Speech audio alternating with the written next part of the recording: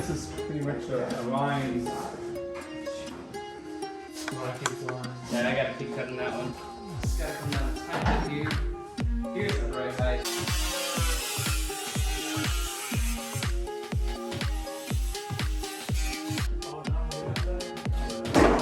No, it's on the inside.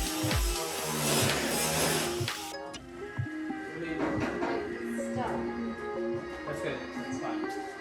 It's almost there. Every time you push it, it lines up. I'm about to push the bus out of here. Yeah. Pretty much the biggest thing holding us back, I think, is this corner. I'm gonna have to cut that little piece because, well, it's got to come down here a little bit. I don't know. It might be touching right in this corner here. The height here is good. I wouldn't want to mess with the height here either. Yeah, this one's good. And if you just push it out, I can get a weld on that. You're out of here. You're essential. Hey, grind this one. Huh? Grind this one. I think this one's good.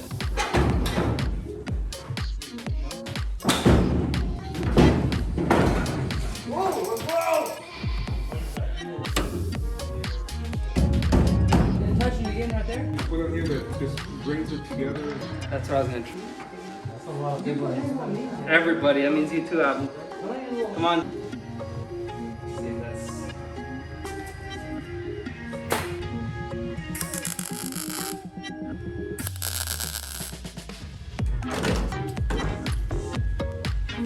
That's pretty good.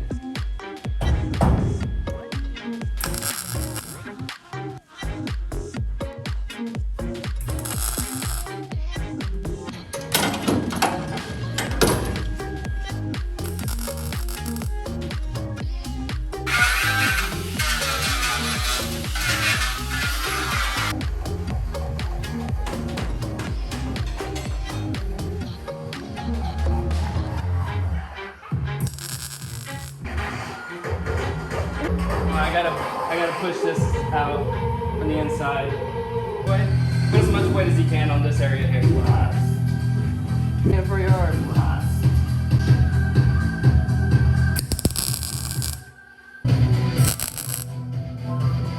So time has come to start getting these seams kind of lined up. So what I'm doing is getting a nice piece of flat steel, making sure it lays flat there. Here, it's pretty flat. This might need to go in a little bit. But on the inside, while my assistant holds it flat, you can see in here, let me bring the light. Here what I did was open an access panel.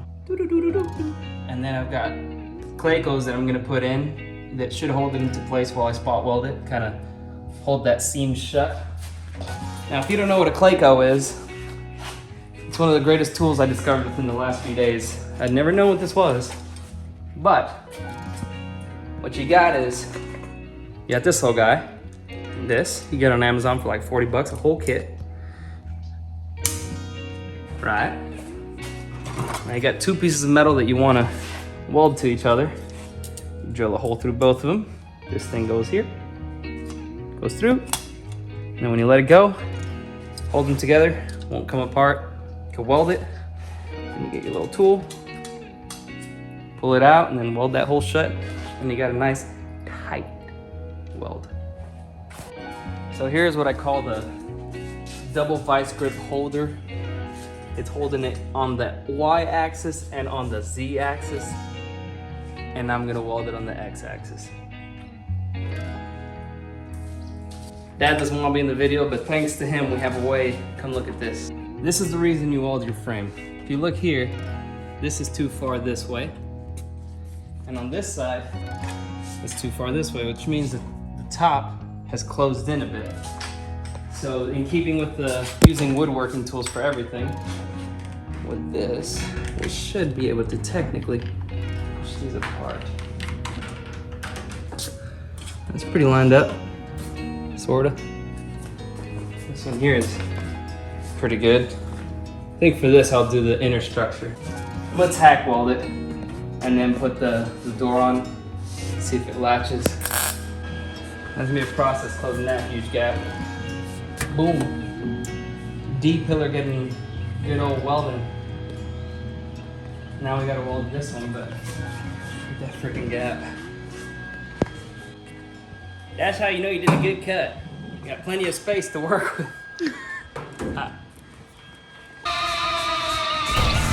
Hey, you viewers!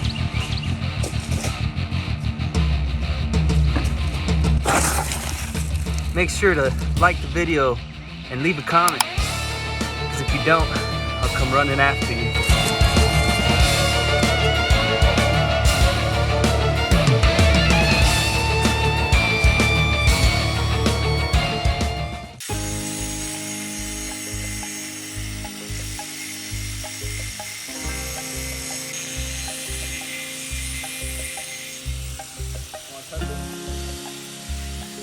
Dicker here. How do I get that off? How to get that off? Well, let's see.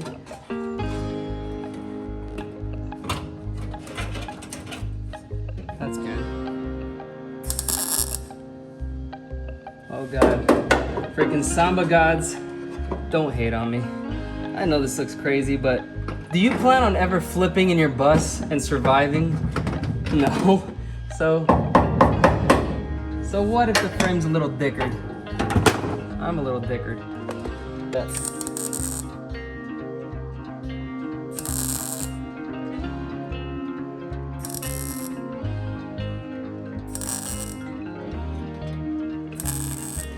Overdose. Guys, it's not worth it. Sell your tin top and buy a pop top. That's what everybody said on the forums when anybody asked. Do it right. Take it from the guy who's doing it. But if you like learning lessons the hard way, do the swap.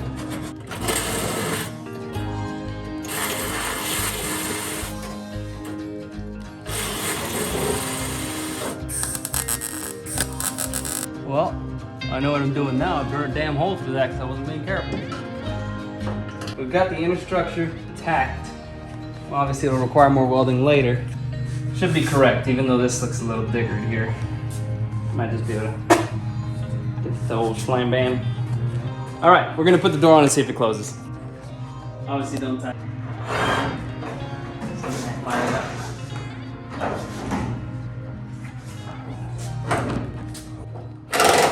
It's funny how like the subtle difference in color. Don't torque it down to spec.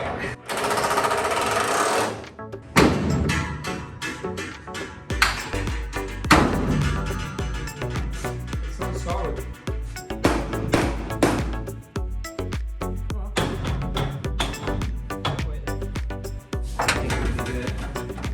Which means by out I mean I gotta push up. Loosen up, push. The door closes. The reason it closes so deep is because it's not sealed. That's good. That means it'll sit on the seal. I hope this is the... Yeah, it's gotta be the factory gap.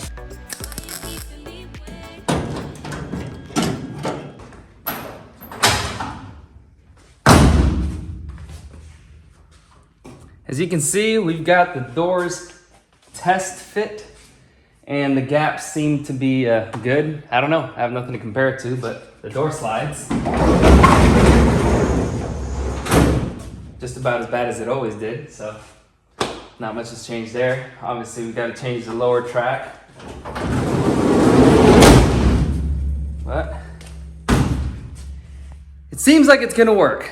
If you want to know if it's actually gonna work, subscribe. If you like that video, you know what to do. Hit the like button, leave a comment, and subscribe. Now, if you remember from episode 7, one of you viewers got to choose my tattoo because you won the raffle. Mountain Wanderer tie-dye, we got the tattoo. And one of these coming episodes, for better or for worse, you're gonna see me get this tattoo.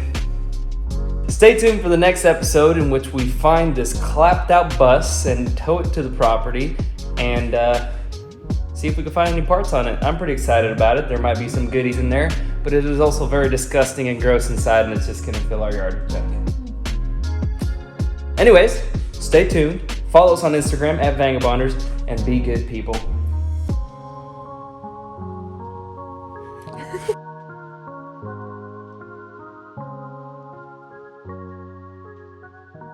And things are only getting better from here, so take care.